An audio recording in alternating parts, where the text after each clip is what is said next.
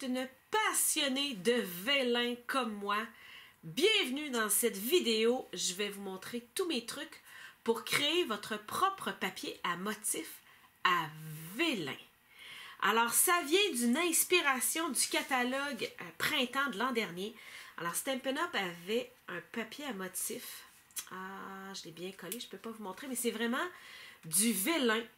Alors, et je le trouvais superbe, je l'ai mangé, je l'ai tellement utilisé, il m'en restait plus après quelques semaines.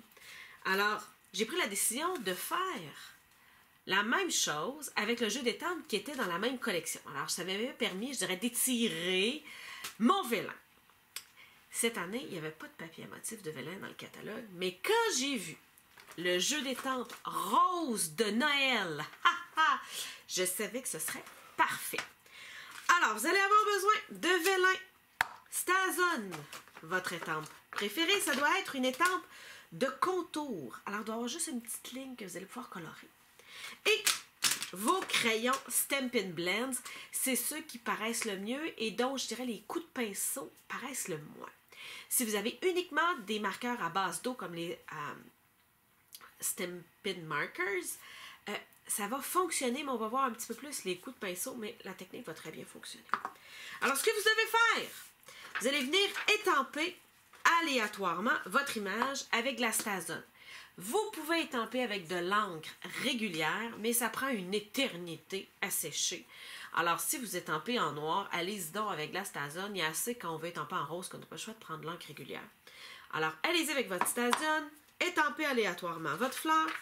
Quand c'est fait, alors, vous pouvez décider de faire un grand papier à motif, comme vous pouvez décider de venir vous faire juste une fleur avec un vœu.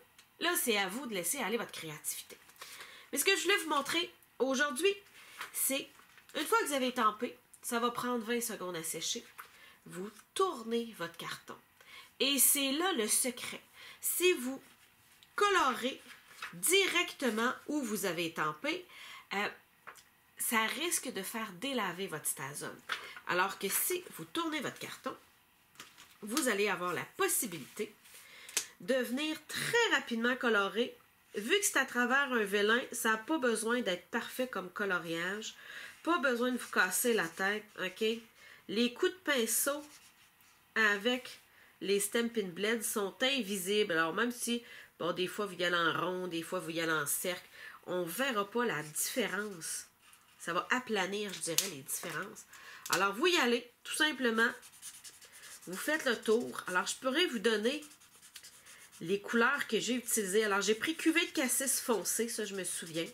Vert olive foncé. Celui que je suis en train d'utiliser présentement, c'est sapin ombragé foncé. J'ai brune dune foncé pour venir faire mes petites cocottes. Alors, je prends pas mal des couleurs foncées. Parce qu'ils vont être, je dirais, subtilisés. Alors, ils vont être adoucis par le vélin parce qu'on va tourner notre feuille de côté. Alors, ce que vous voyez va être moins foncé, plus pâle quand vous allez tourner. Alors, on y va assez rapidement, je vous le dis. Tous les petits défauts sont cachés quand vous tournez.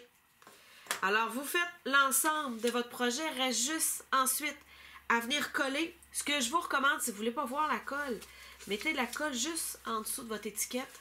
Ça va vous simplifier la vie. Et si vous avez envie de jouer avec votre vélin, il existe aussi de superbes découpes. Alors, vous allez pouvoir, du vélin, ça se coupe aussi avec des découpes. Alors, c'est facile à passer dans votre machine de coupe.